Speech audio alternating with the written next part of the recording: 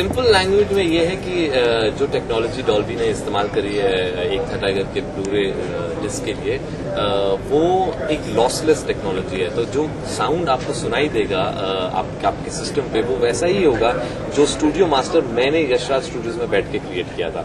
जिस किस्म के लेवल, जिस किस्म का एग्जैक्ट बैलेंस मैं चाहता था अपनी फिल्म में सुनाई दे, तो वो जो स्टूडियो मास्टर बना है बिल्कुल वैसा ही स्टूडियो मास्टर उसकी तरह साउंड आपको इस ब्लूरे डीवीडी में सुनाई देगा। तो it's the closest to a film makers vision और a film makers idea on sound aesthetics.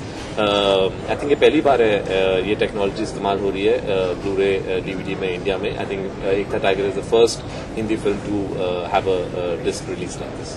एक चीज मैं बहुत हमेशा करता हूँ, मेरे जब स्क्रिप्ट तैयार हो जाती है और जब हम कास्ट करते हैं फिर मैं हमेशा एक रीराइट करता हूँ keeping in mind the lead actor. मैंने वो न्यूयॉर्क में भी किया था, वो मैंने एक था टाइगर में भी किया था।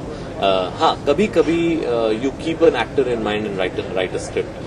एक था टाइगर में ऑनेस्टली जोया के कैरेक्टर के लिए कटरीना मेरे दिमाग में थी, तो जोया का कैरेक्टर जब मैं लिख रहा था I was writing for her. लेकिन फर्स्ट ड्राफ्ट में जब मैं लिख रहा था सलमान के लिए नहीं लिख रहा था, it was open general script, but after Salman said yes to Ek Tha Tiger उस टाइम मैंने एक रीराइट किया keeping his personality in mind.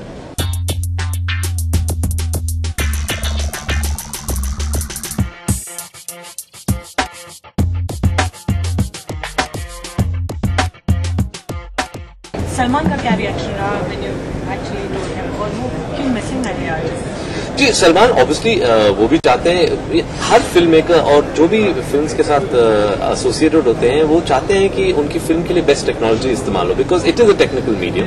और अगर हम कुछ क्रिएट करना चाहते हैं विजुअली या साउंड में, we want to use the best technology. तो अगर साउंड में जैसे मैंने कहा हम बहुत मेहनत करते हैं, 40-50 दिन हम सिर्फ साउंड डिजाइन में लगाते हैं, तो हम चाहते हैं कि ये जो टेक्नोलॉजी डॉल्बी ने दी है इस किस्म की टेक्नोलॉजी यूज हो, ताकि हमारी जो मेहनत है वो साउंड डिजाइन क्रिएट करने में वो एग्जैक्टली जिस तरीके से हम चाहते हैं उस तरीके से एक प्रेजेंट हो ऑडियंस को।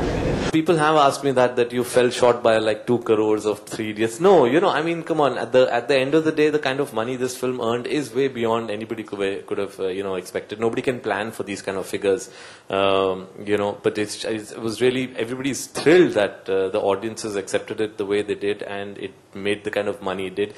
It is the highest grossing film ever for Yashraj. It is the most profitable film ever. In fact, its distributor share is the highest of any film. So beyond that, honestly, I think if we ask for more, then we'd be really greedy.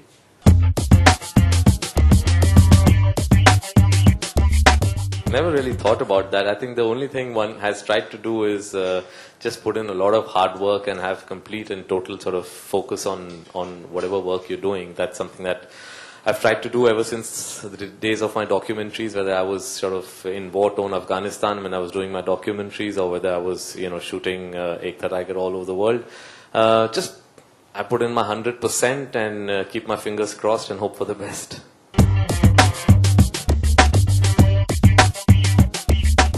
हाँ, बहुत लोगों ने ये मुझे पूछा है कि इसका दूसरा भाग आएगा या नहीं आएगा। आई थिंक क्योंकि एंड हमने इस तरीके से एक ओपन एंडेड किया है तो लोगों को लगता है कि ये it's setup for a sequel, लेकिन ऑनेस्टली हमारे दिमाग में सीक्वल का कोई आइडिया ना था ना है, और अभी हम सीक्वल के बारे में सोच नहीं रहे हैं। तो आई थिंक अभी 2 महीने हुए हैं फिल्म रिलीज हुए, अभी तक आई थिंक ना मैं सोच रहा हूँ ना सलमान सोच रहे हैं। अगर आगे कुछ होता है तो will definitely let you know.